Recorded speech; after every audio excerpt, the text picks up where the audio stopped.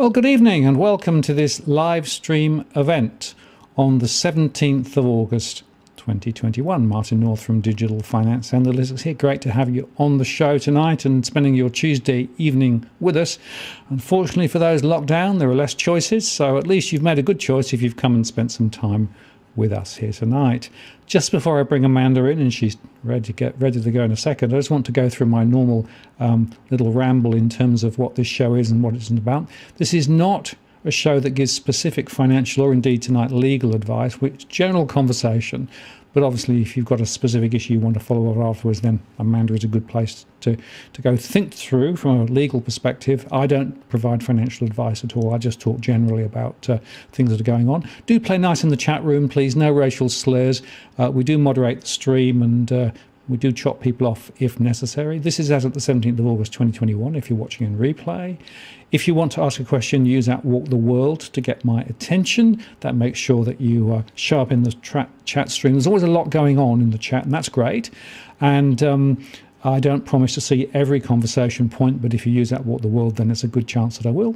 I've also enabled Super Chat, which means that you can get your question to the top of the list if you'd like to do that, or if you'd like to make a contribution to the running of what we do here.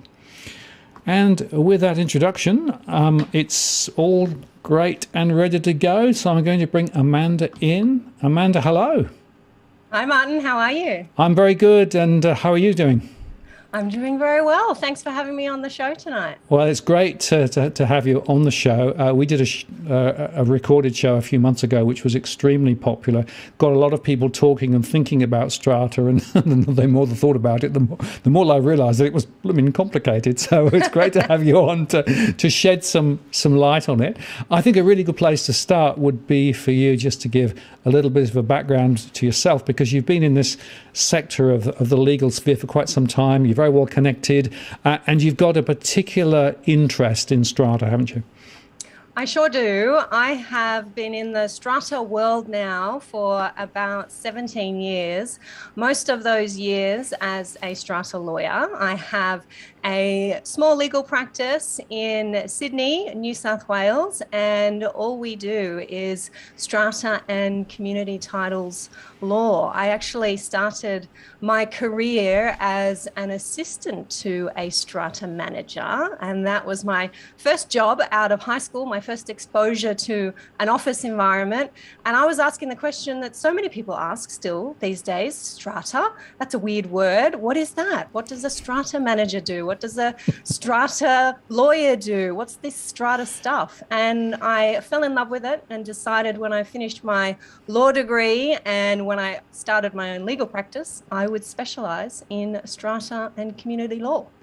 Terrific. And we'll put some URLs and things up later on, and they'll be in the chat below as well. But I think a really good place to start is that question, right? Strata? What's Strata? Because, let's face it, more and more people are living now in an environment where they come directly up against Strata, right? Whether it's high rise or low rise, or even if you've had subdivisions and you've had, even villas and things, it could be strataized as well. So pretty much wherever you look, there's this Strata thing. But let's be clear, what do we mean by Strata to start with? Yeah. Strata titling, and this is a term that we use in most jurisdictions in Australia, not so much in Victoria. They don't usually use the word strata, but strata titling is a way of parceling up property so that it can be sold to different owners. And I say property on purpose, I don't say land, because when we're talking about high-rise buildings, we're actually parceling up airspace, and we are selling pockets of airspace to different owners, which is unique, it's novel, it's very creative, but it's something we've been doing in this country for about 50 years or so. Right, so to be clear then, the property by definition will hang in space, right, and it will exist within a context that will actually be a larger building of some sort, which means that there will be common areas and common spaces. There will be multiple owners, probably, or multiple management layers and processes, right? And if you think about the evolution of a property when it's built, right, from scratch, you'll have a builder who basically builds it, right? There'll be a management company who basically manages the construction and owns the whole edifice, as it were. But then you've got the strata management bit, which is the sort of the entity that manages the sort of the wrapper around the airspaces, as it were, right? Am I reading it right in terms of those components? You're absolutely right. There's many different management structures, we might call them, is the legal term when we're talking about apartment buildings, or you've already mentioned, Martin, we do have low-rise villas and large-scale communities. We have the developer, who we call the original owner. That's the person who's come up with the idea to develop this property and to make some money out of it. They eventually register a plan when the construction is nearly complete. That's the strata plan. And that's the moment when the owners corporation, we call it in New South Wales, also known as the body corporate in Queensland, the strata company in Western Australia, the owners corporation comes into being. And then every owner of an apartment is a member of the owners corporation. Then you have the strata manager, who is the professional that the owners corporation hires to look after the functioning of the building, send out the levy notices, collect the money, run the accounts. And then within the owners corporation, you have the strata committee, that small group of owners, like a board, if you have a board of directors on a company, that small group of owners with the day-to-day management tasks, making decisions, making sure everything runs smoothly, communicating with the strata manager. You might also have a building manager. You might have a concierge. You might have a caretaker. So it can get increasingly complex in our modern buildings. Right. And the thing that occurs to me immediately is, with so many parties, right, there'll be a set of interrelated relationships that are actually documented and probably has contracts attached to it, right? Absolutely. People are getting paid to do different roles and elements within it, but some people are going to have to pay as well to make it all work, right? Yep. So that there's a series of cash flows, legal agreements. I mean, this starts to gets me a bit queasy, frankly, all these different elements going on, right? It gets me excited, Martin. You can see why there are people like me, lawyers out there, who have devoted their careers to being strata lawyers, because you're right, there's layers on layers. There's lots of different aspects to look at. I tell people I'm a strata lawyer and they say, oh, okay, well, that's kind of niche, but absolutely not. We're dealing with contracts, we're dealing with litigation, we're dealing with new buildings, we deal with building defects, we deal with washing on balconies, we deal with pets, and I know we're going to get into that tonight. There is just so much to consider, and I'm surprised there aren't more specialist strata lawyers out there, because it's an incredibly exciting space. And I'm also assuming that actually you need to be a bit of a specialist to really to be able to get to the nuances, right? I mean, I can remember speaking to a conveyancer, basically, who said, well, yeah, I touch a bit of strata stuff on the side. You know, I quickly look over the strata agreement, and I'm thinking, great. You know, is that enough? That's terrifying, is what that is. Yes, we do have property lawyers, and strata lawyers are a specialization within property lawyers, and conveyancers are definitely a different speciality altogether for your buying and selling of property. It does terrify me when I see property lawyers who attempt to tackle strata. It is something that myself and my colleagues have spent many, many years practicing and becoming expert at, so that we can give the right advice and the best guidance for our clients. Absolutely. And that is really the point. And, you know, one of the takeaway messages, I think, tonight is anybody considering a transaction, be it a purchase or a sale, relating to high-rise, low-rise, or even probably duplexes, frankly, you know, anything where there's basically common areas and air around it, right? Yep. There's a level of complexity which is really important to understand. And I, you know, in my one-on-one conversations with people who've gone through the process of buying a property, often in a high-rise situation, they trip over all sorts of things later, and they say, if only I had known, right? And so, you know, this caveat emptor, you've got to make sure that you ask the right questions at the right time through the cycle. And a bit later on tonight, I want to sort of take you through that journey, right? Because I think it's going to be a good way to think about it. But I wanted just to pick up a few of the early questions that came in, right? Because let's do it. There are so many things we could chat about. This is the one that got the creative juices flowing, right? This is from Nebs. Can I ask a pre-show question? Yes, you can. There you go. You got up first. I just signed a contract on a unit and found out that the bylaw states only one dog allowed. I have, in fact, two dogs I have two dogs and want to know if there's anything I can do about it. This is an incredibly hot topic, especially here in New South Wales where I am. I'm not sure where you are, Nebs, but I can tell you a little bit about the law in New South Wales when it comes to pets. This has changed very recently for us. Our highest court in our state, the Court of Appeal, found in October last year that we can't have bylaws in our strata buildings that impose blanket bans on the keeping of animals. Now, this was new law. The decision, if anyone wants to look it up, is called the Cooper case. And previously, lots and lots of buildings had, and even some still do have, complete bans on the keeping of animals. So our Court of Appeal has said that's now a no-no in New South Wales. We have to be allowing owners and residents, if they want to keep an animal, to have some process by which they can apply to be keeping an animal. Now, since that case, strata lawyers have been getting a lot of these kinds of questions, Nebs, about whether the same principles apply if my building only allows one dog, or only allows cats, or only allows dogs that are 15 kilos or less. Is that the same? Is that along the same lines? Are we allowed to have those kinds of rules? We have new legislation starting just next week in New South Wales that says an owner's corporation cannot unreasonably prohibit the keeping of an animal. And I think if you put a number limit on an animal, 1 or 2, or a size limit or a type limit, I think that's unreasonable. And I think that kind of bylaw would be invalid. And is it retrospective, or is it from this point forward? It is retrospective. So if there is a bylaw in place when this legislation starts, and it is a bylaw that unreasonably prohibits the keeping of an animal, then it's going to be invalid. It's going to have no force or effect. It's as if the bylaw is not there. So I have clients now coming to me saying, Amanda, I'm getting a puppy and it says that there's only cats allowed in my building. When this new law starts, can I just bring my puppy in? And I say, go for it.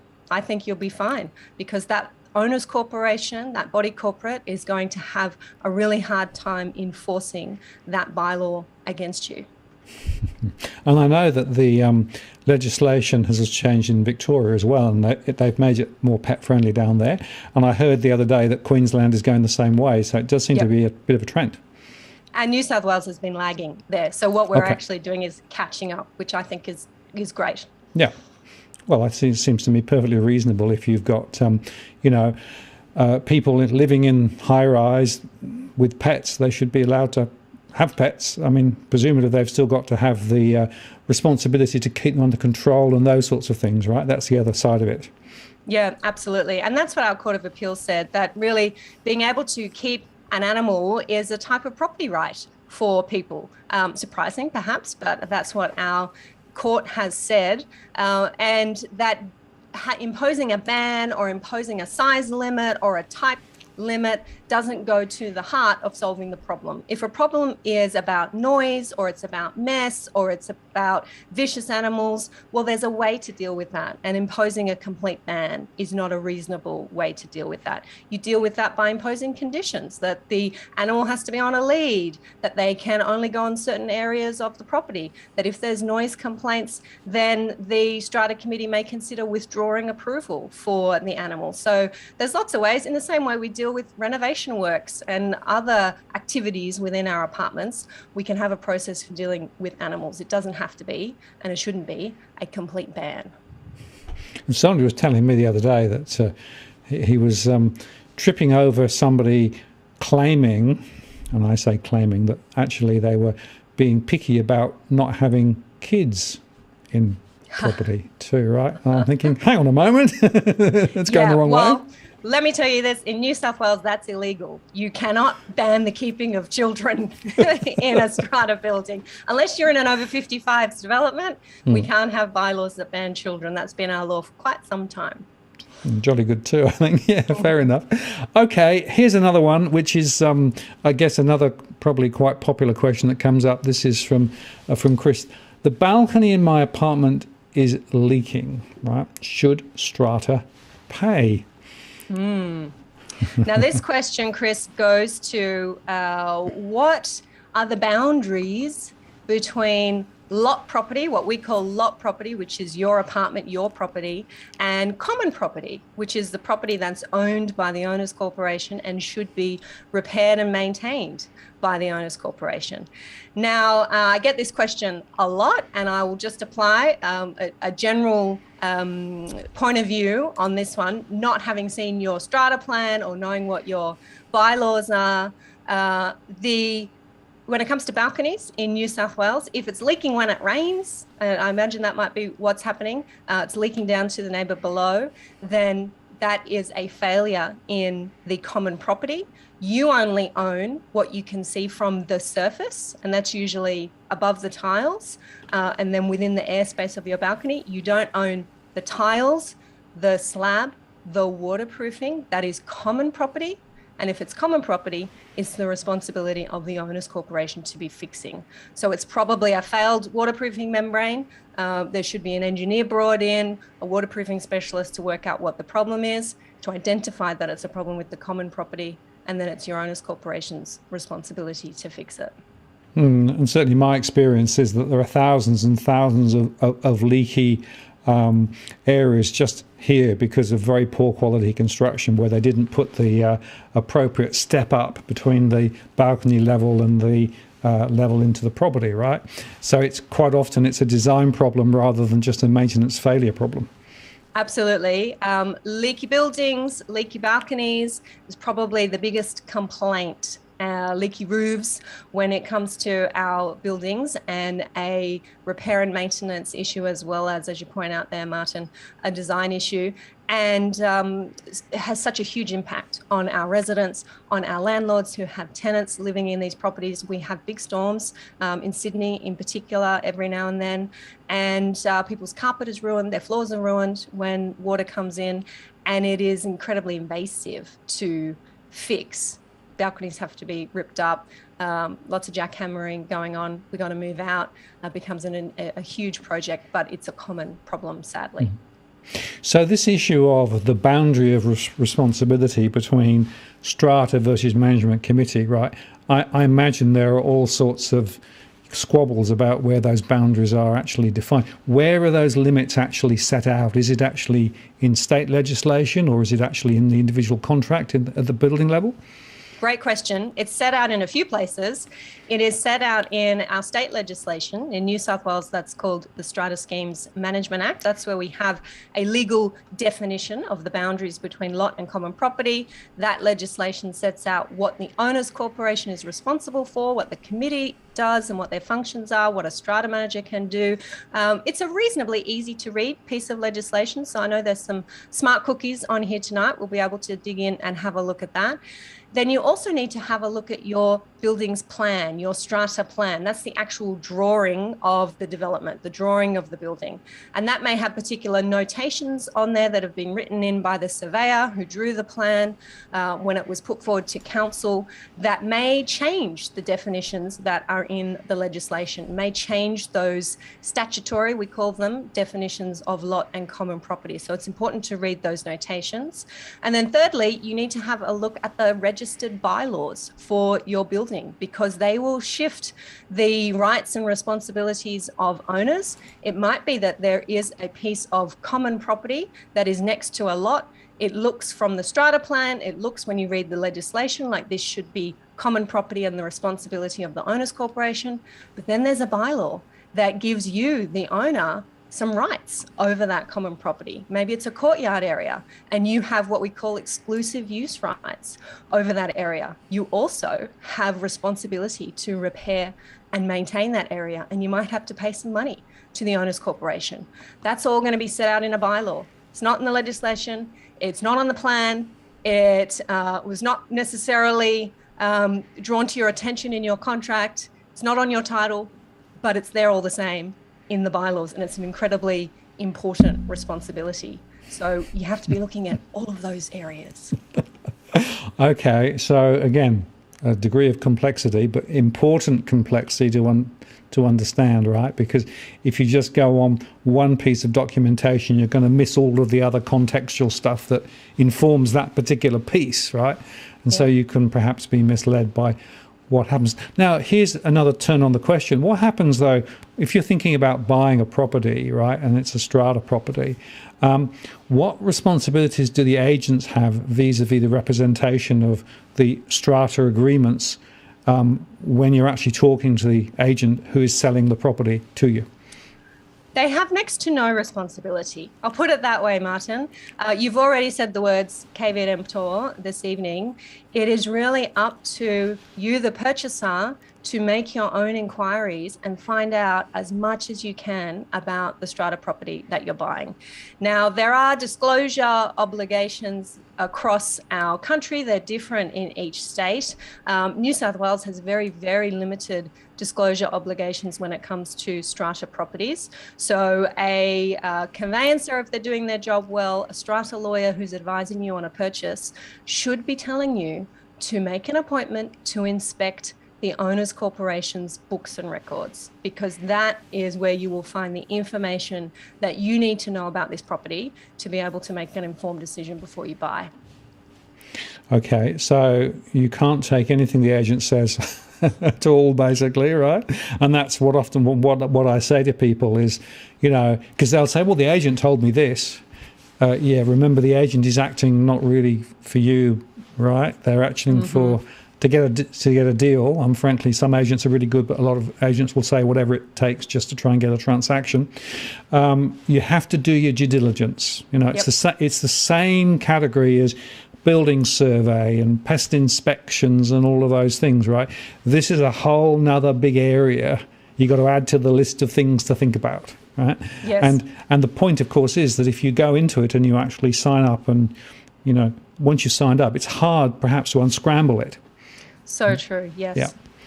Yeah. And yet quite often, particularly now, I'm seeing that people are sort of cutting corners and saying, oh, I've got to buy quick because prices are running away from me, etc.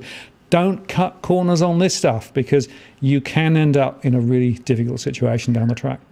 I work with some very, very savvy property investors. They become my clients when they purchase into Strata, and they say to me, Amanda, I've bought and sold property for many, many years, but I've just bought in this building, and often they've spent multi-millions of dollars. This is expensive, big investments these days.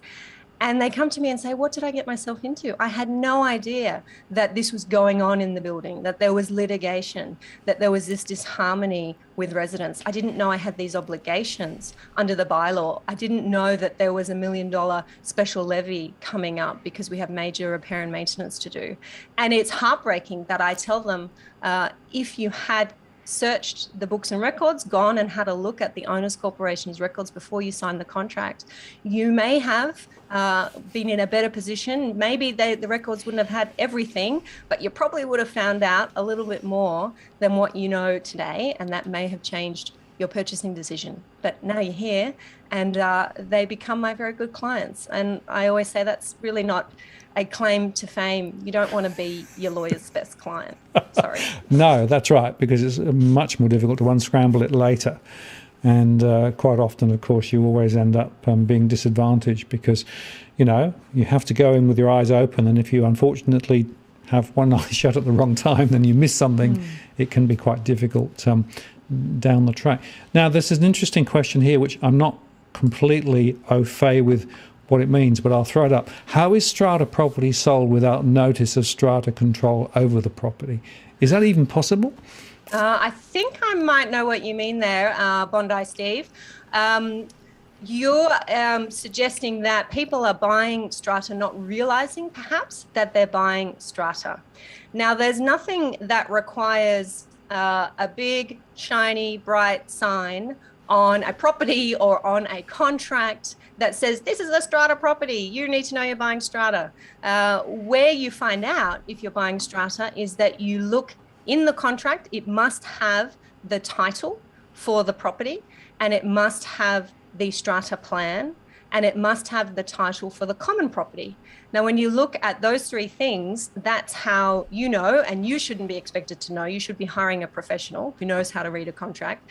That professional should be telling you this is a strata plan, because your title says that you own lot number 8 in SP 1234. The minute you see that folio identifier, we call it as lawyers, you know you're buying a lot in a strata plan, and that will be in the contract. Once you see the strata plan, it is a plan and it says SP 1234 in the top right corner, you know you're buying into a strata plan. Once you see a title that says CP/SP and then the strata plan number, that's the common property title for the strata plan, you're buying into strata. So all of those documents are part of the contract, and that's how you know that you're buying a lot in a strata plan. And this comes up all the time when people buy duplexes. Martin, they buy into a 2-lot strata scheme, not realizing it's a strata scheme. Yep. And in fact, there was a question earlier on from somebody saying, surely you don't get strata in the duplex, right? And I think the answer is yes, you do. Absolutely do. Yep. And these are the complexes that have the most serious problems, I have to say. Small buildings, big problems. Why is that the case? Well, there's only 2 of you. And if you don't like each other, you're going to have a problem. It is hard to make decisions. If your neighbor doesn't want to fix the dividing wall that may be cracked, doesn't want to fix the waterproofing in the shared balcony or veranda out the back, if they won't agree to do it, then you're stuck. You have to go to the tribunal and seek an order forcing that work to be done and forcing your neighbor to pay for it. So you still have common property in these duplexes. You still have obligations to together repair and maintain that common property. I've just settled a case today for an owner in a 2-lot scheme that related to illegal work that her neighbor had done, disagreements for many years about how the place should be managed, and they've had an administrator appointed, a professional strata manager appointed by force, by order of the tribunal, to take over all of their rights and to make decisions on their behalf, because they can't make decisions to manage their own property. And in my world, that's frighteningly common. So if you can go in with your eyes open, knowing that you're going into one of these buildings and understanding that those rights exist, then you're going to be already a step ahead. Again, be there with your eyes open. Now, here's one which I think neatly segues into that. Let's talk about badly run strata committees, right? Because we know that they can be a big problem. You have a bunch of people who basically are representatives of living in the building or owning the building if they don't live there personally. They own, but they've basically got a say. That strata committee is designed then to make decisions on behalf of the strata community. How well does it work, and what goes wrong, and what should you look out for?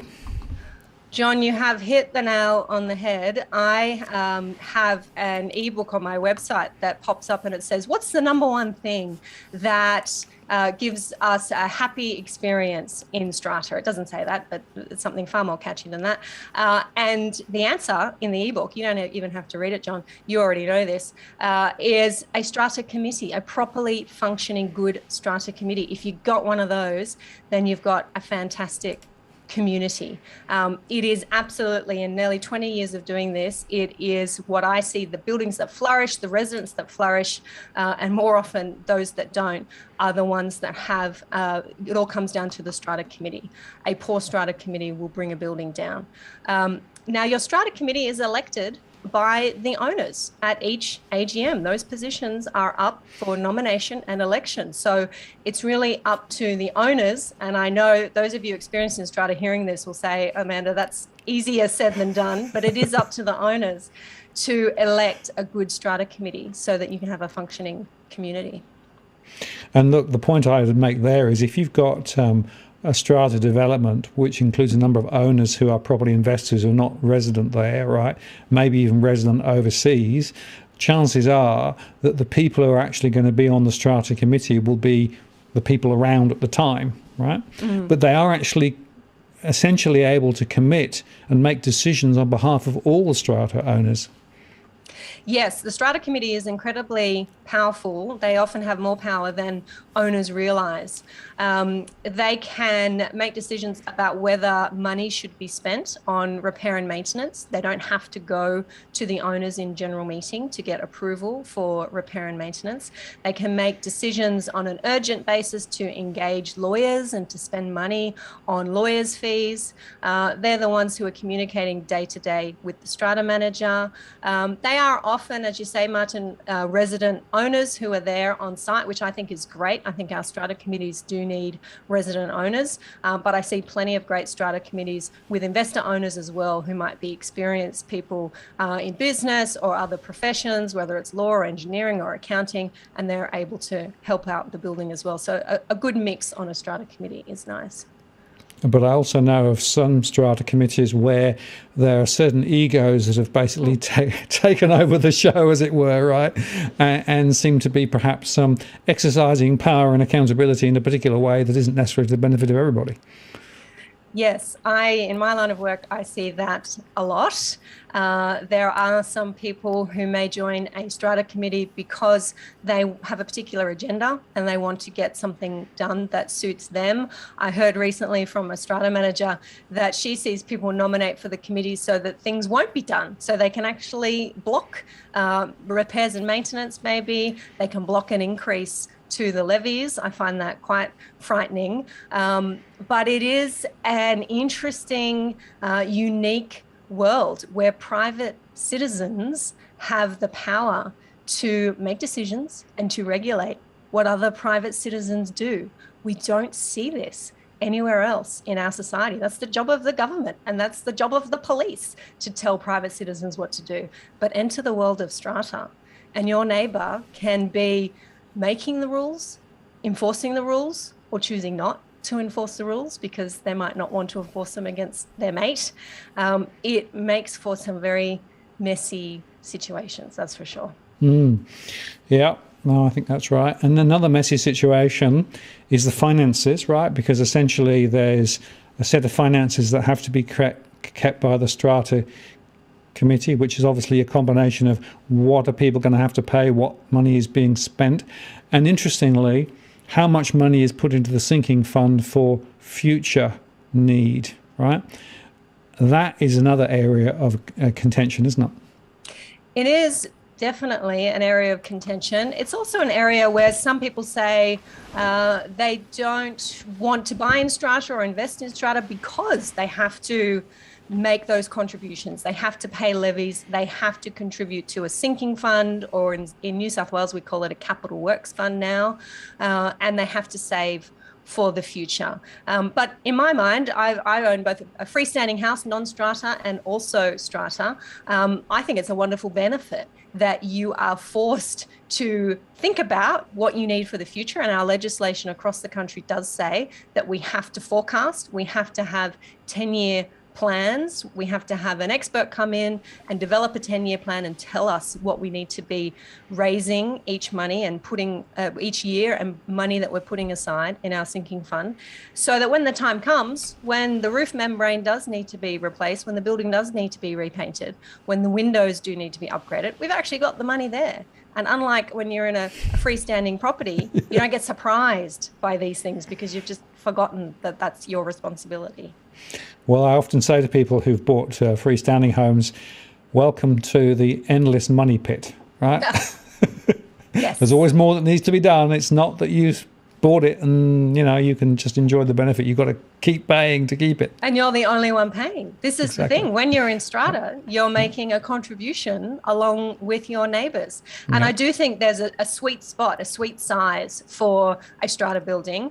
You don't want to be so small that a big bill is going to sink you and that your neighbours can block reasonable decision making. And you don't want to be so big that you kind of lose that sense of community and you don't know everybody's name and you're not sure exactly what's going on in the building. So the sweet spot, I think, is around about 40 apartments in a building. You've got enough people there to be able to contribute to a large bill, but you can also, and I've lived in a building like this, you can also get to know everybody. You've got 5 or 6 people on a floor, maybe less. say hi and bye and have that really nice community feel. Absolutely. Now, here's an interesting one, and it sort of follows up from the earlier question that Steve asked. Thanks, Martin and Amanda. We have 3 owners who went to stage 3 action to redeem strata fees because they were not told to pay strata fees. Incredible. Yeah, that perhaps explains a bit of context. Yes, I imagine what you're talking about there, Steve, is that stage 3 may have been they didn't pay their levies, so they got a letter. Then they still didn't pay their levies, so they got a notice of demand or a letter of demand, perhaps from a lawyer. And then they still didn't pay their levies, so local court proceedings were commenced with the filing of a statement of claim. And I've noticed in your comment there, you've said they didn't pay because they never got a notice. Well, in New South Wales, and judging by your handle, that is where you are, they don't need to get a notice. Our legislation actually says that you don't need to serve a levy notice for levies to become due and payable. Why is that? Because levies are decided at a general meeting. All owners get notice of a general meeting. They have the right to vote at the meeting, and the minutes, if your committee is following the rules, the minutes should be circulated to all owners. So they should know that they have regular quarterly levies to pay. And just because they don't get that invoice in their inbox doesn't mean they're off the hook. Wow. Okay, another one, another warning there, folks. Make a list of them, right? There's a lot of really good information here tonight that could save people a lot of pain and heartache down the track, I think, Amanda. Now, here's another one from Jason. Jason, thank you very much for the super chat contribution too.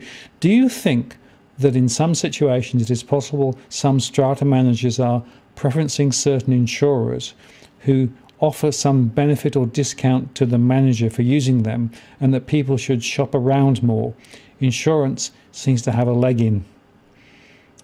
This is such a big issue in Strata, Jason, and there is some research being done into the role of insurance, insurers, and in particular, these dirty words, insurance commissions that get paid to strata managers. So huge issue that has been in our sector for some time. Strata managers do take insurance commissions from insurers. Yes, in my view, yes, this may affect who they choose to propose as the insurer for the owners corporation. Ultimately, it is the owners corporation's decision who they insure with, and they have to approve their insurances at a general meeting. So you're right, shop around, make sure that you have a good broker, someone who you trust and not necessarily the broker that your strata manager wants to use or recommends, and that you always get numerous quotes, at least 3 quotes, I say, for your insurance, your building insurance, and any other policies that you might want. And be aware of the commission that your strata manager might be receiving. They do have a legal obligation to disclose that commission. And some strata managers say, well, if I didn't get this commission from the insurer, then your fees paid to me, your strata manager, would be higher. So would you prefer me to take the commission, or would you prefer to pay me more under my agency agreement? And some buildings I know say, we'd prefer to pay you more because we just feel like it's a bit of a conflict of interest with you taking insurance commissions. And that should be entirely your call. I love it. It is amazing when you think of, all of the various conflicts of interest that are sort of circulating below the waterline, right? Oh, yeah. Yeah. And so often people just aren't aware that those things are going on. But generally, it should be, I think, any owner's, demand to say, well, you should get at least 3 quotes, right? Yes, so definitely. that we can actually see, don't just get the first quote and assume it's the best you can get, right? That's that's good common sense. Yeah. Just knowing that you have a right to demand that, and that it is ultimately your decision.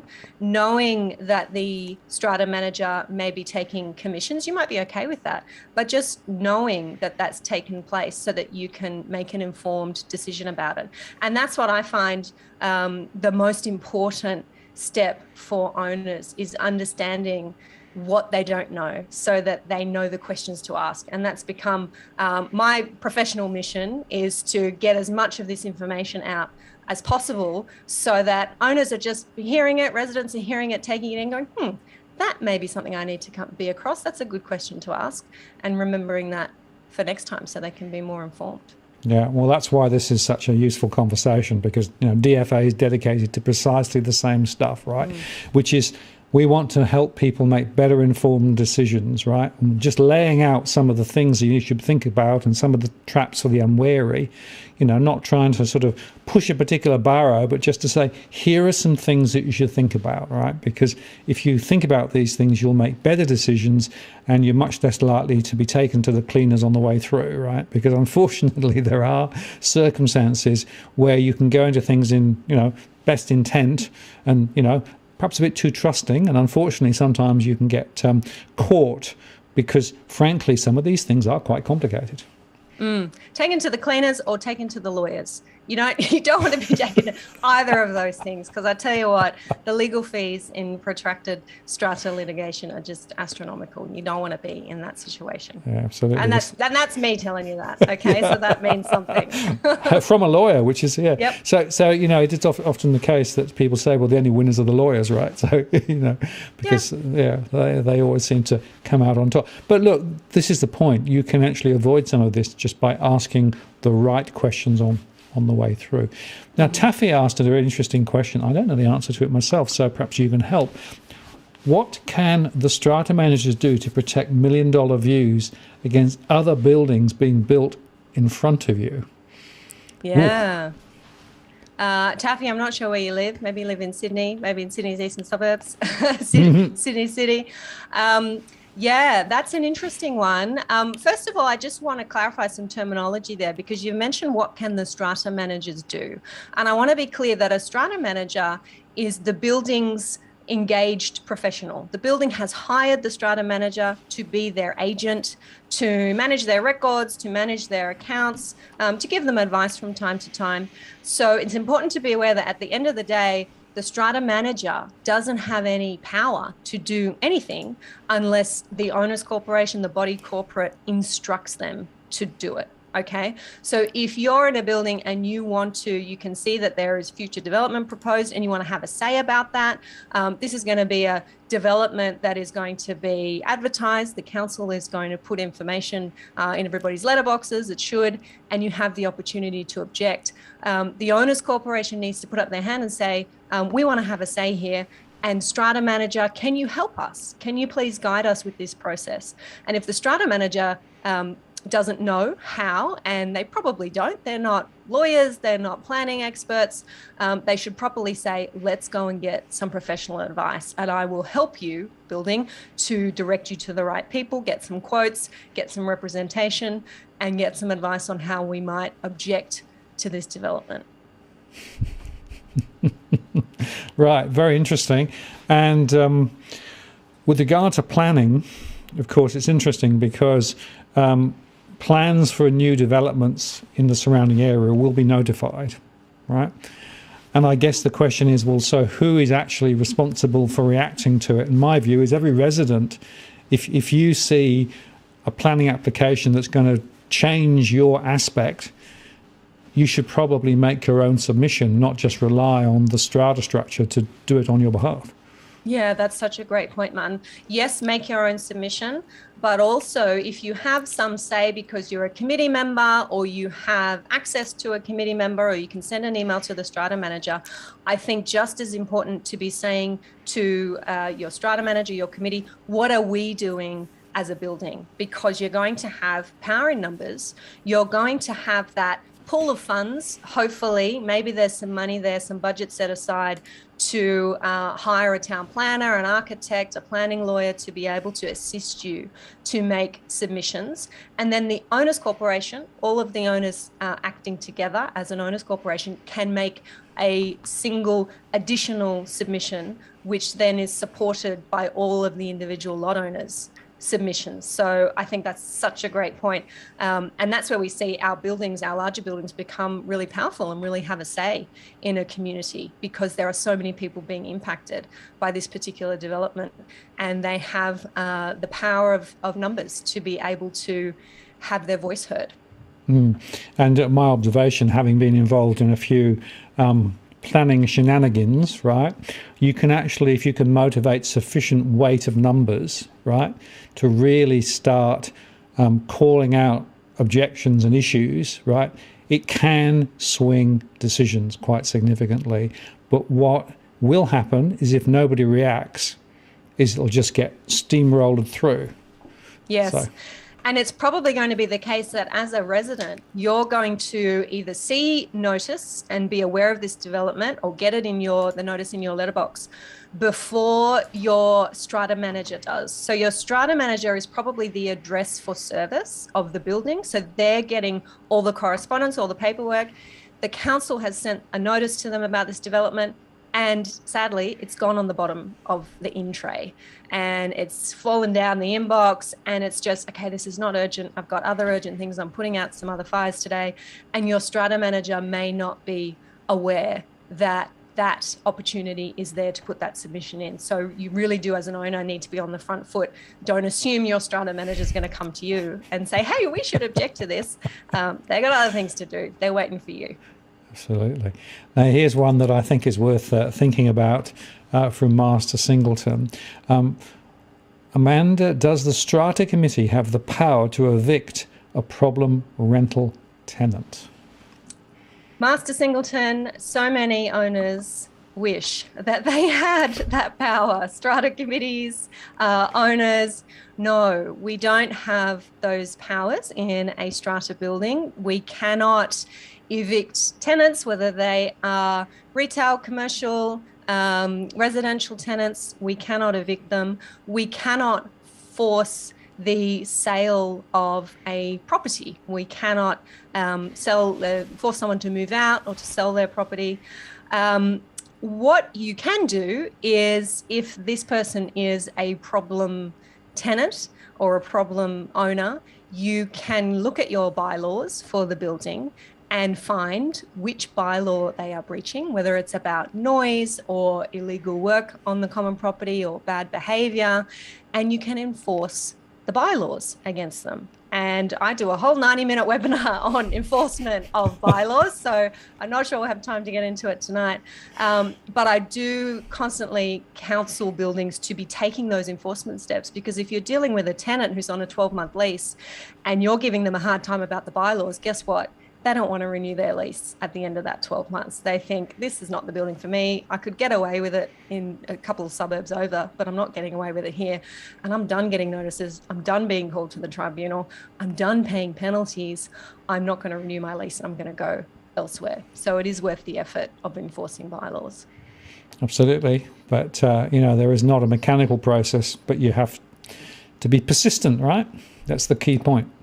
Yes, persistent. I say have your flak jacket on, be prepared, be committed to the cause, get your team around you to help you. I've been through this process myself as an owner, as a committee member, and I've got it easy because I'm a lawyer. I understand how the law works. It is incredibly difficult when you've got tough residents, especially if it's your home and you're having to face that every day. But if you're committed to following those enforcement processes, taking those steps, getting educated, understanding what you can do, then these problems can be solved. I do see them solved. Right. Now, this one from Cookie Boy, which I want to sort of take slightly different from the way that Cookie Boy's asked it, because Cookie asked about, do you expect to see more mascot on Opal Towers like evacuation? I don't want to talk about those two particular cases, right? I want to talk more generally about, in the situation where a building is declared as unsafe, no longer certificable to live in, right? What's the role of the Strata Management Committee in that decision, if they have any, or is it simply imposed on them by the council or some other external party, or the bill? I'm trying to understand what role they have in all of that, if any, in that decision, because it seems to me that if I take those two examples as just examples. That came very quickly, and they had to move out mighty quick. Yeah, the Strata committee has a huge role in making that decision.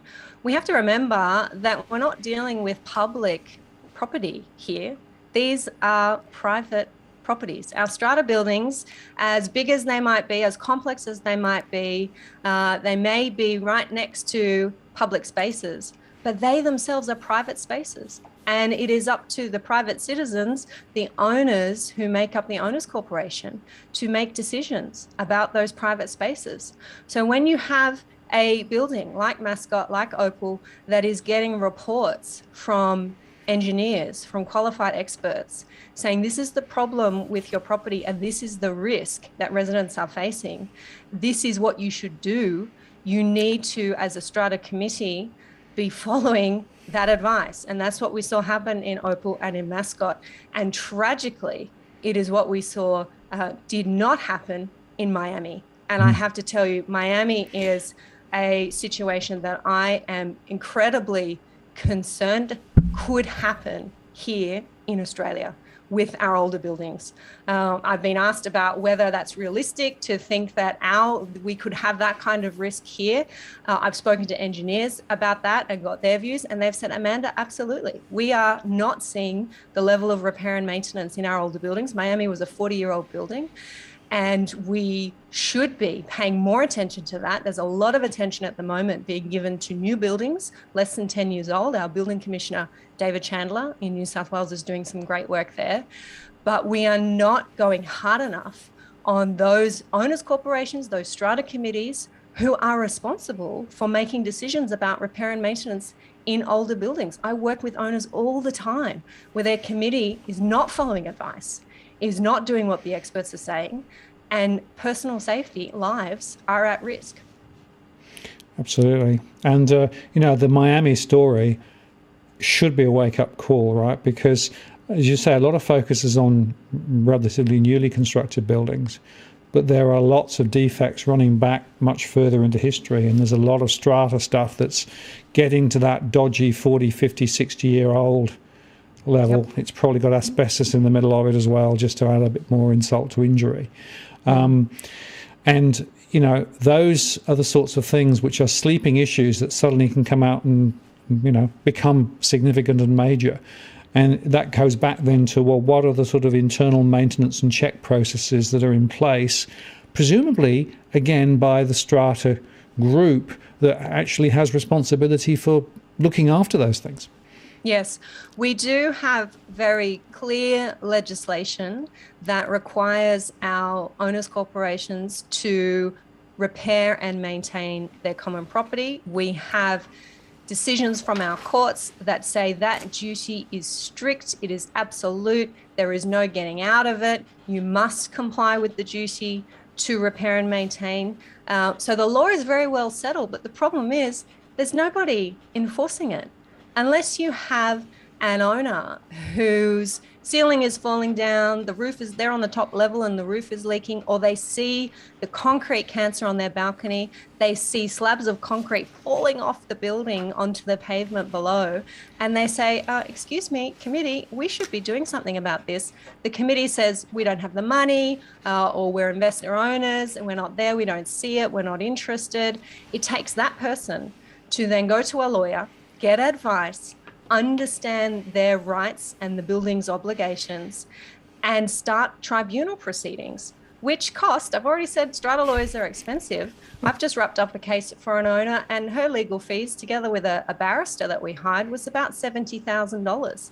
And that was to get the building to fix very obvious problems. So the law is there, and we have better laws than they have in the States, but we are not seeing the enforcement from any public authority of those laws. It's being left up to the private citizen to enforce them and to have to bear the burden of that. Wow. Okay. Now, I had this through via email just now. This is from an anonymous recipient, didn't want to actually appear on the YouTube chat, but she said, look, I'm really confused, right? You've mentioned owners corporation, you've mentioned the strata manager, you've mentioned the strata committee, and earlier on we talked about the building company, right? she's not clear about how the jigsaw puzzle fits together. Can you just put the jigsaw puzzle down on the table and just explain it once again for people? Because I think it's important for people to understand how this all hangs together. Yeah, I will do my best. We have the Owners Corporation, and I said earlier that's what we call them in New South Wales. In Queensland, we call them the Body Corporate. In Western Australia, we call them the Strata Company. I'm calling it the Owners Corporation because I'm a New South Wales practitioner. Every owner of an apartment in a building is a member of the Owners Corporation. It's kind of like being a shareholder in a company, right? So the legal entity is the Owners Corporation, just like you might have a company, ABC, Pty Limited, and then every owner is a member of the Owners Corporation. Every shareholder is part of the company, all right? And then you have the Strata Committee, which is the small group of representatives who are elected at an annual general meeting. They're elected by the owners, by the members of the Owners Corporation, to be their small group of representatives, kind of like a board of directors on a company. And in New South Wales, we can have up to 9 people on the Strata Committee. So that's then your Strata Committee that makes those day-to-day decisions about the building. And you have then your Strata Manager, separate to your Owners Corporation, separate to your Strata Committee. That's a hired professional, an agent, who the Owners Corporation engages under a contract, pays them a fee to help them, to give them advice, to tell them and to help them run the Owners Corporation, to operate their accounts, to look after their books and records, to tell them, hey, there's a section in the legislation that says you have to repair and maintain common property. I think you should be doing that. That's the Strata Manager. Have I missed anyone? No, I think that's made it very clear. So if you take the analogy of, a company, right?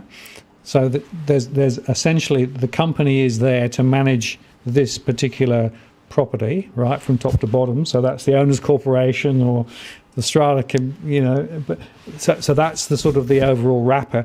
Sitting at the top of it, you've then got that small group like the directors who take the day-to-day decisions, right? And they'll be actually hiring a manager or a consultant to help them make good decisions. That's right? It. Yep. So that's the basic structure. So there isn't any relationship with the existing or whoever were the builders of the company, of the property earlier on. They've walked away. Yes, usually after about a few years, maybe 3 or 4 years. Every building is different. Sometimes 10 years passes and the original owner, the developer who built the building, whose name was on the title to that parcel of land before it went up into the sky as an apartment building, that person is only around for the first few years because they sell off the apartments. They sell them to other people because that's their business structure. That's how they make their money. So over time, they own less and less apartments, and so they're less and less involved in the building. But we do see builders and developers around for a few years, and that's where we have disagreements about building defects and will they come back and fix the waterproofing that hasn't been done properly, the fire safety system. That's all happening within about the first 6 years of a building's life. Absolutely. So the point there is that if you want to have greater influence as one of the owners of one of those pockets of air, as it were, then getting into that committee, right, of the 9 or whatever it is perhaps the best way to do it. But of course, with that comes accountability and responsibility too, presumably. Yeah, definitely. I do say when I have owners come to me and say, Amanda, this is not happening in my building and that's not happening and this should be what they're doing. And I say, are you on the committee? And they say, oh, no. Why not? Oh, no, well, I don't want to get involved in any of that. No, that's true. I'm very busy. I have a full-time job. And I say, okay, well, if you want these things to happen, the best place you can be, as you say, Martin, is on the committee. You have a front row seat. You're in the heart of the action. You have particular power to make day-to-day decisions that other owners don't have. You have the power to convene meetings and put forward motions for those meetings, to decide how money is spent, what the budget looks like. You're talking to the Strata Manager. If you want to affect change, then absolutely being on the committee is where you need to be. Absolutely. But sometimes it's not straightforward and takes more time than you think, etc., etc. And then you get exposed to all this complexity that we're talking about, right? That's true. That's true.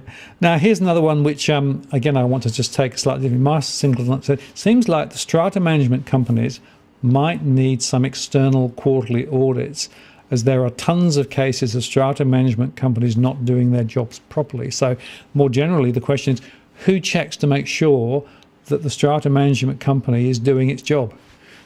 Yes. Well, in New South Wales, strata managers come under the auspices of fair trading.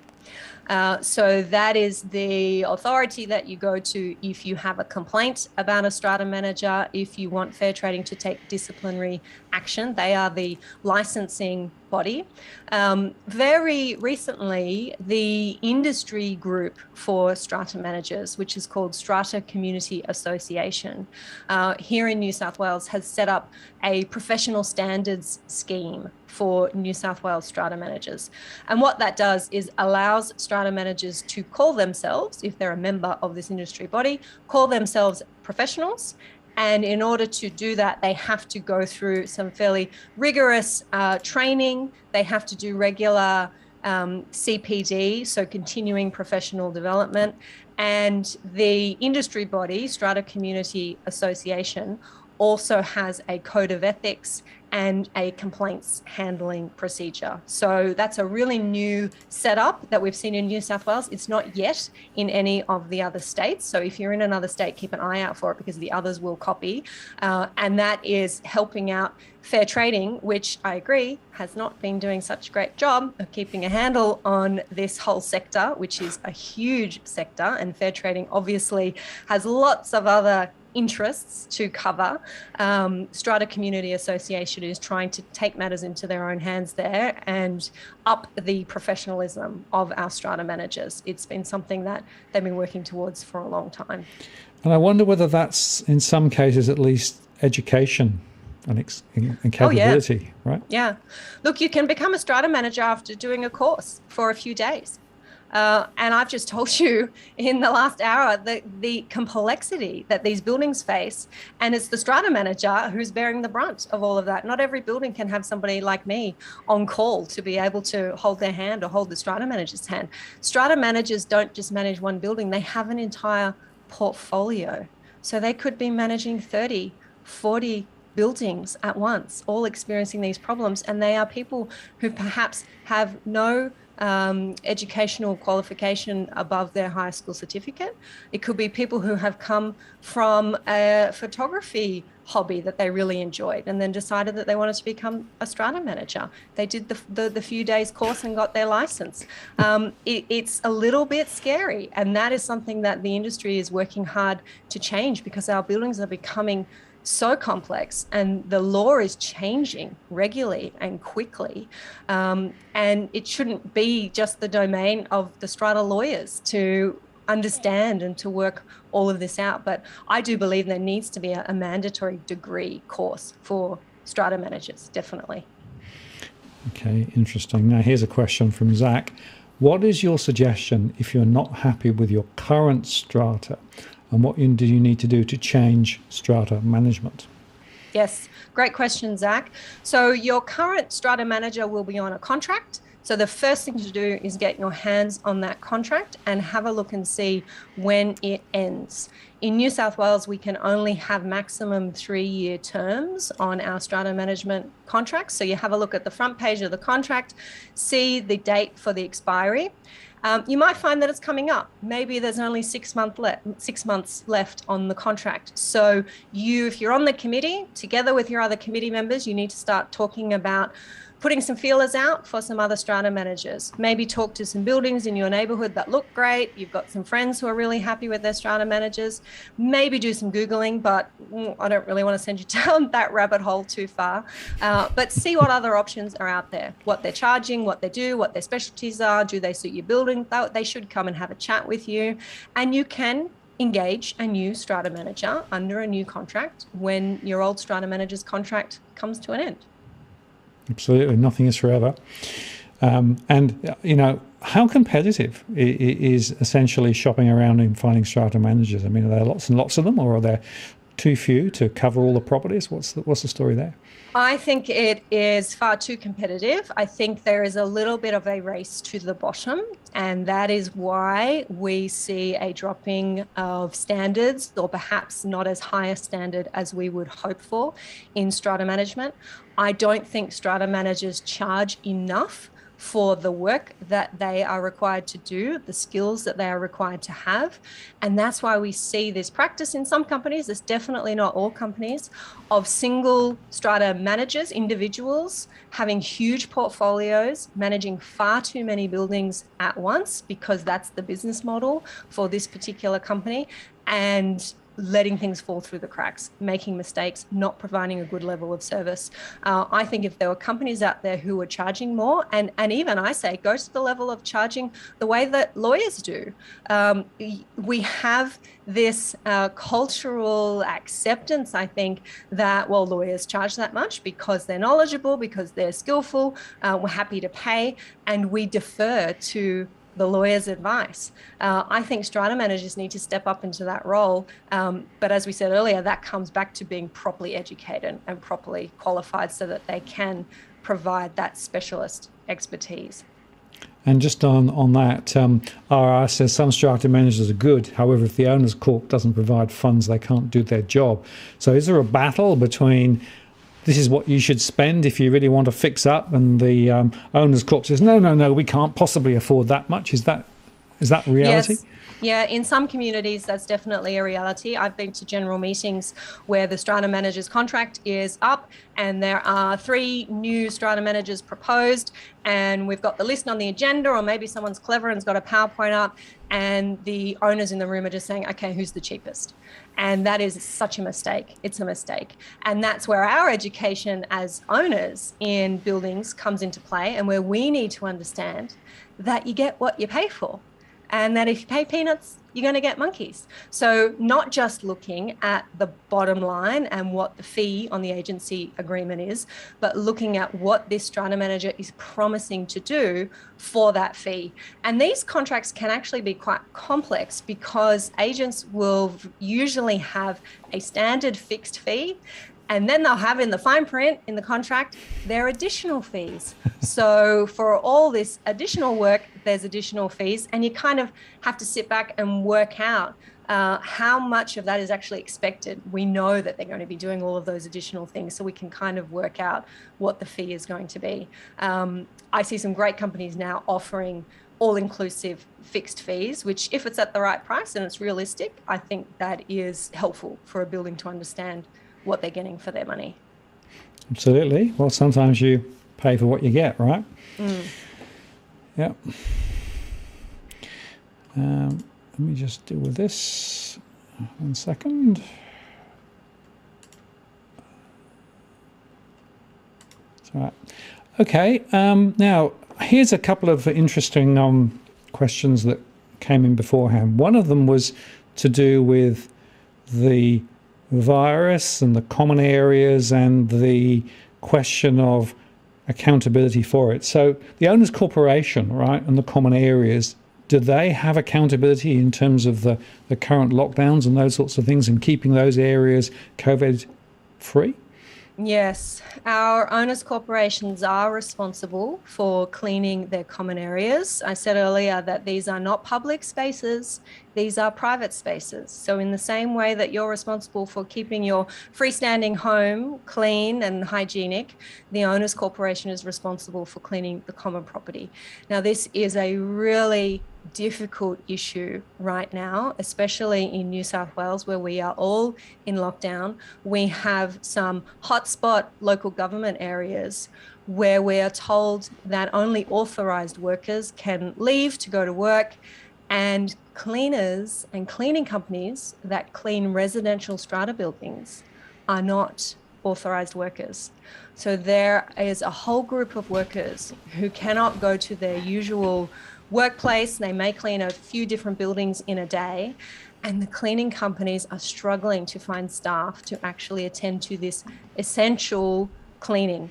And it falls to the owners' corporation to make other arrangements so that their common areas can be safe and clean and as hygienic as possible for owners to ensure that they can reduce the risk of transmitting the virus. It's a huge burden to have on volunteer committee members. These are people who, they're not lawyers, they're not strata managers, they're not medical specialists, but it's up to them to make this call about how often we should clean, who should clean, how we should clean, what new cleaners we get in, because our cleaners live in Canterbury, Bankstown, and we can't have them at the building right now. It's a bit of a mess when it comes to strata and our public health orders at the moment, and it's something I'm really concerned about.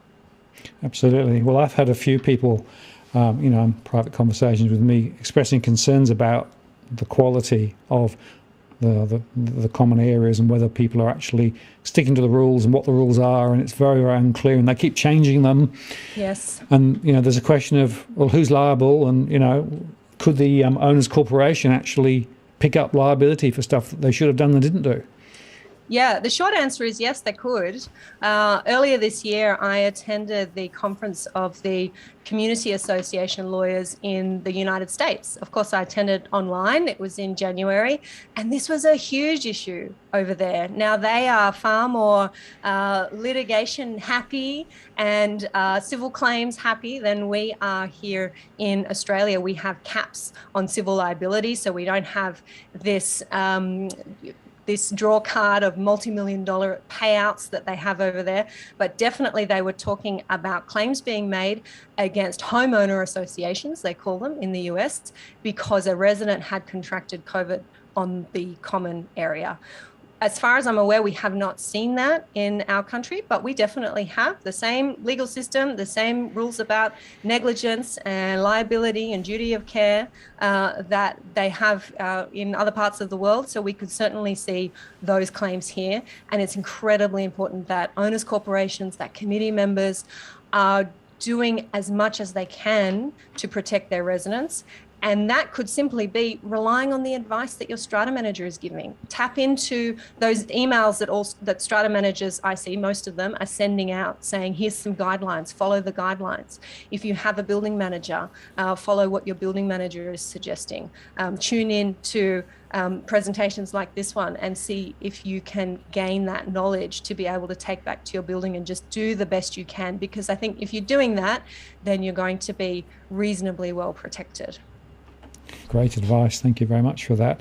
Now, this is one from Migratory Animal, who said, every high-rise should require smoke hoods next to the fire extinguishers. You cannot fight a fire when breathing toxic smoke like Grenfell Towers in 2017.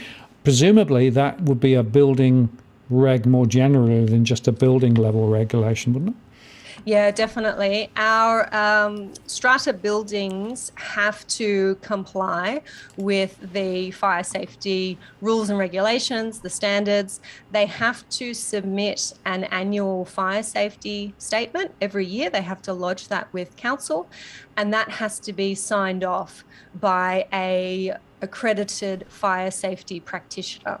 So our buildings have the responsibility to hire someone who is an accredited fire safety practitioner to come in, do the audit of the building, do that checklist, sign off, yes, we've got the fire extinguishers, yes, the smoke alarms are working in each lot, yes, we have the fire hose reel.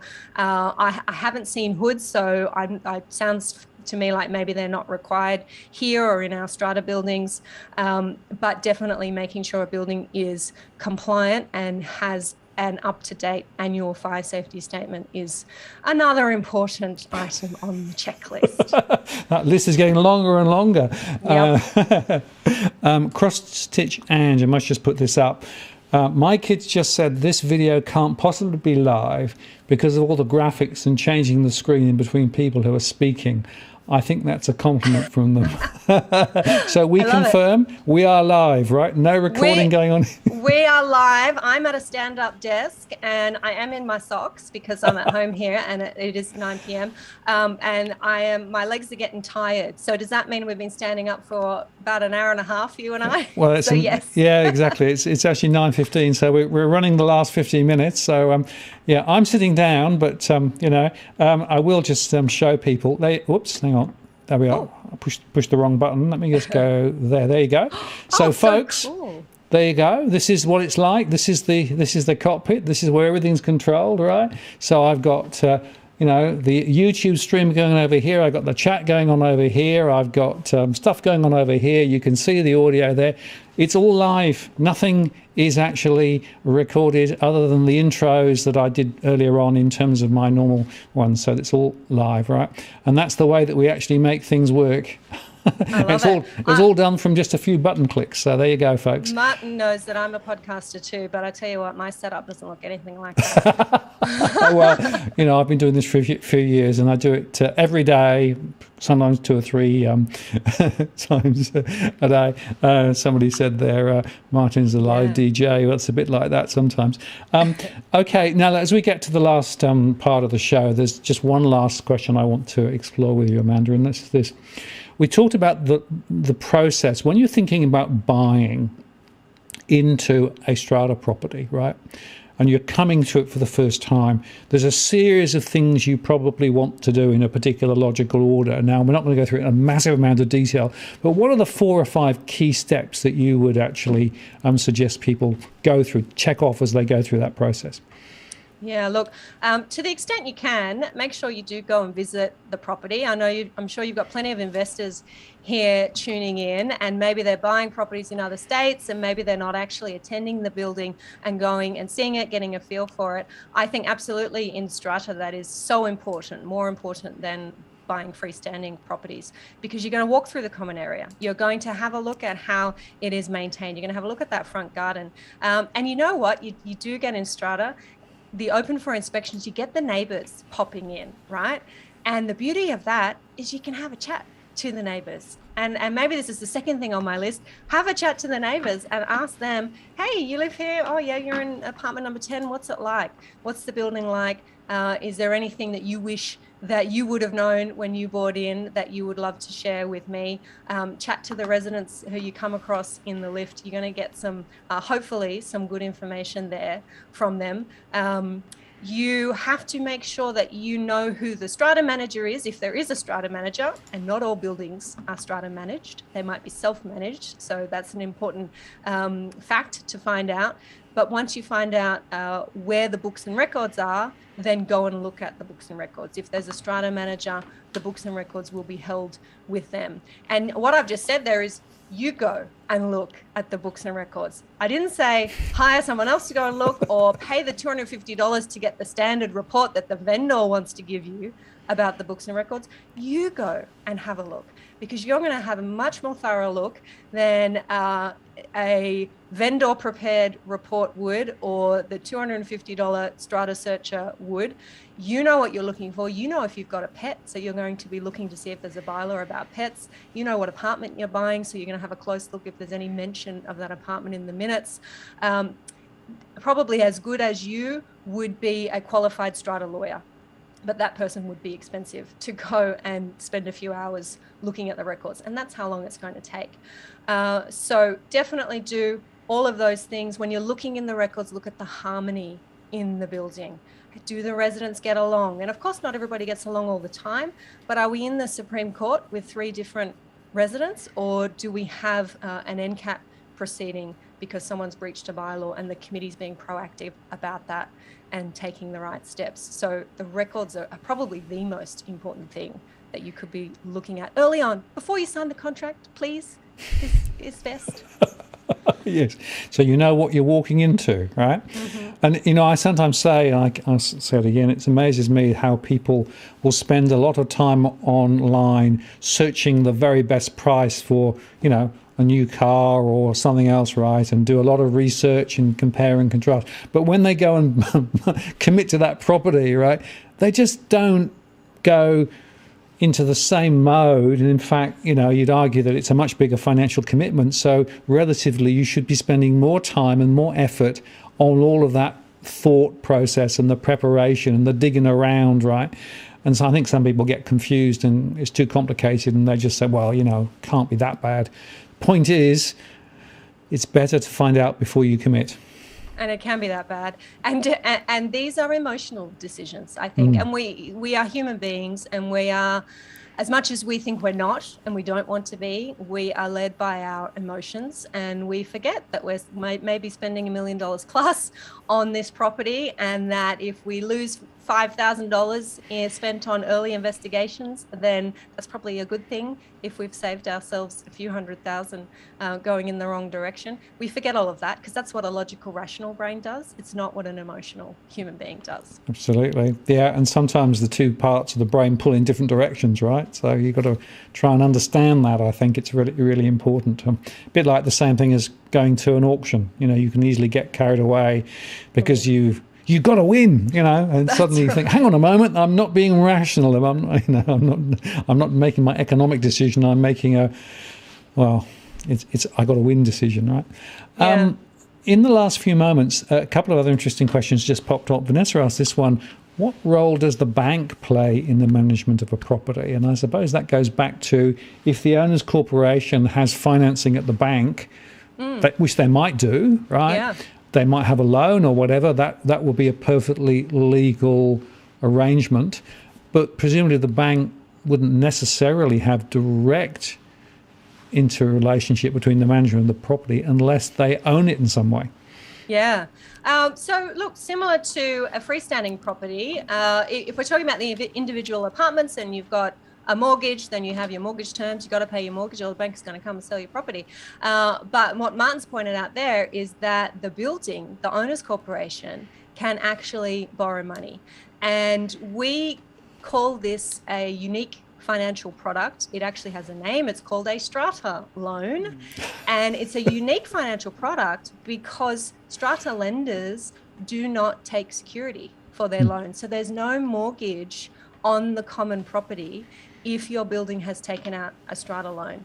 What there is a contract, there's a loan contract, and there is an incredibly high interest rate. It is probably about 8 or 9% even now, when our normal mortgage rate is very low. And that's because there isn't any security. But lenders, Strata lenders, are comfortable with that because every owner is required by law to contribute levies. And there's their security. Their security is there in the legislation. Owners' corporations must strike levies to meet the owners' corporation's debts as they fall due, and every owner must pay their levies. If they don't pay their levies, then they're probably not paying their own mortgage as well, and there can be a trustee appointed to sell their property. So Strata loans are a unique product. There's only a few in the marketplace who actually do these loans. You won't find every bank doing them. If it's something your building wants to get into, your Strata manager would be able to point you in the right direction. But my general observation is the interest rates are very high, and you need to be very careful because those financial commitments can really start eating away at the cash flow if people aren't careful. So, there are circumstances where it might make sense, particularly if you've got a set of unexpected, repairs that need to be fixed quickly. It is one way of solving it. But obviously, at the end of the day, the owner's corporation has to pay it back. And guess who the owner's corporation has to turn to? That's it. Everybody's got to contribute. Exactly right. And you've got really little choice. You can't opt out and say, well, I'm not part of the Strata, because you're there. Your little air sac is actually part of the whole structure. Okay. That's it. We're all in it together. Yeah, exactly. Good times and bad.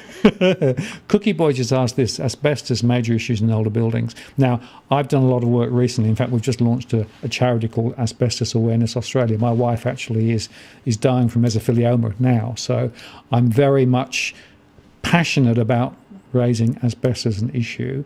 And, it's not something that many people perhaps think about, but 4,000 people a year die from asbestos-related disease each year in Australia, around 800 of them with mesothelioma. And it's interesting that, Cookie Boy asked that, and then just a little bit later somebody else asked about older buildings, 40, 50-year-old buildings.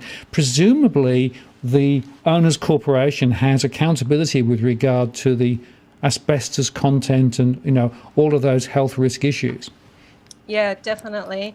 We do see this come up from time to time when common property is being repaired, maintained. There's alterations and additions happening in our older buildings. The same as in freestanding properties. If there's asbestos in the building, if it is identified, then we have to follow all of those rules and processes to make sure we're safe. I actually have an ebook on my website dedicated to asbestos in strata buildings and what the obligations are. And some buildings do have an asbestos register to make sure that we have identified all throughout the building where there may be asbestos. And I haven't looked at that ebook in a while, but I presume that it cross-refers to what the relevant legislation is there. But yeah, definitely an issue in our buildings. We might take an offline conversation on that, because what I'd like to do is perhaps connect across to that resource back to our website. We've just launched a website called asbestosawareness.com.au, and we're trying to put all the research that we've done over the last couple of years, because the asbestos situation in Australia is another disgraceful story where companies and, frankly, state and federal politicians have just looked away. It's a big issue. Unfortunately, it's an issue that more and more people are being caught up, particularly the third wave, which is actually DIY. People who actually are making changes to their own properties, be it high rise or low rise, and trip across asbestos without realising it. And you only need small amounts of exposure on one occasion sufficient to trigger a disease that appears later in life, but the average duration once it's been detected is 2 years. So it's pretty sad state of affairs. So I'll send a link, if I may, and put it up later, because that will be something that will be very helpful. Thank you. So, in fact, somebody says, is there an asbestos register for each building? No, there's no requirement yet to do that in Australia. Even in commercial buildings, I was going to ask you, Martin, no. There was a recommendation about 12 years ago that there should be, but it's never really been followed through. There's no legislation that forces. The only place where it's relevant is for traders who are actually involved in handling situations, but most of the traders just either don't know it, or if they do know, ignore it and just say, oh, it's never going to happen to me. And the point is, folks, it can happen to anybody who touches asbestos in any context just once, right? It's not long-term exposure. It's not something that takes years and years of being exposed. And in fact, there's a court case in South Australia, the Werfel case, which has just gone against James Hardy. And in fact, there he was actually involved, few exposures, but basically the courts said there should have been a better communication. People should know about this stuff. And James Hardy has more of a responsibility than they are admitting at the moment. They're appealing that.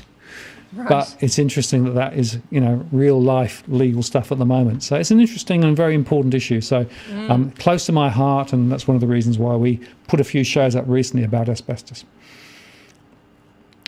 Well, we've come up to 9:29. Wow. Can you believe it? I can tell you that we've had a really interesting set of feedback. We have 1,600 visitors through the show. That's pretty good. So congratulations on Fantastic. That. Now, in terms of your site, let me just put this one up first, because there is a very good site. This is your Strata property site, right? Which I recommend people go and see. And there's a lot of really useful material there, Amanda, that you've got. And anything about Strata, you've got videos about it and all those great things. Thank you. Right? We're up to podcast episode 275 coming out tomorrow. Oh, congratulations. That's pretty good.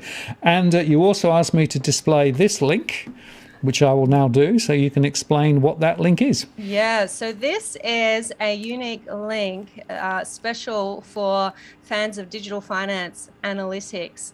This is the link where you can go to find out more about my membership community.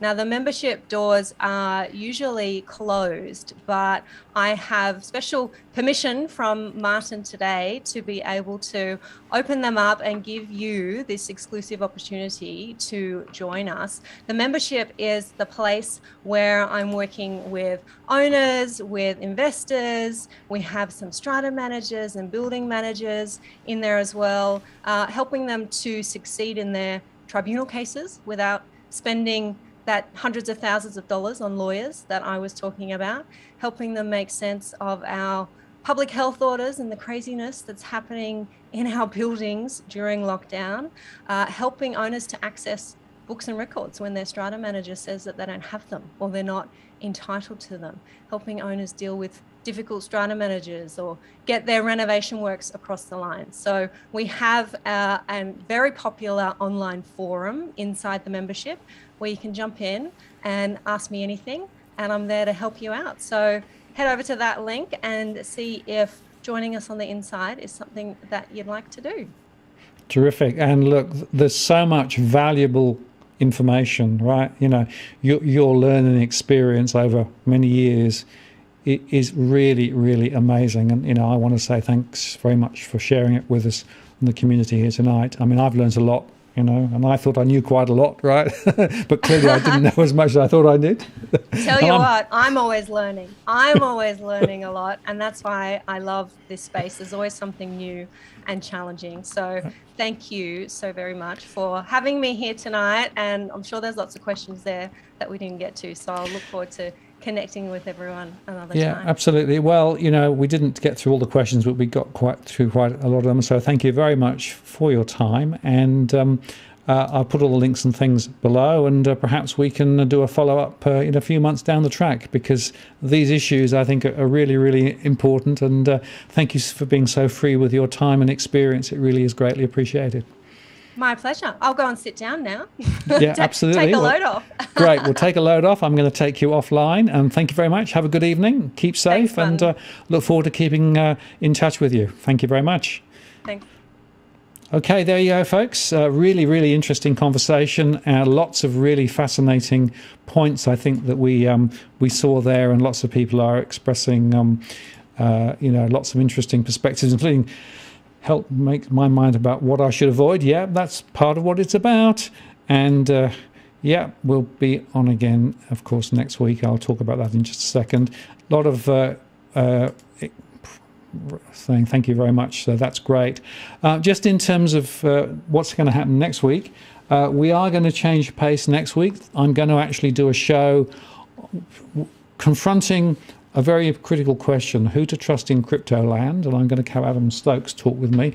Of course, you might be aware of Alex Saunders and Nuggets News and the things that have gone on there with regard to Nuggets demise or potential demise. We're not sure exactly what's gone on. So I thought it was time to have a conversation, a really detailed conversation about who can you trust in the world of crypto. So that's what I'll be covering next week. Join me then, same time, same station, as they say. And with that, thank you very much for spending the time with us this evening. Keep safe. Keep an eye on the virus and try and avoid it where you can. Do keep those rules in mind. And I will look forward to seeing you all again next week. So this is Martin North from Digital Finance Analytics, signing off. Cheerio.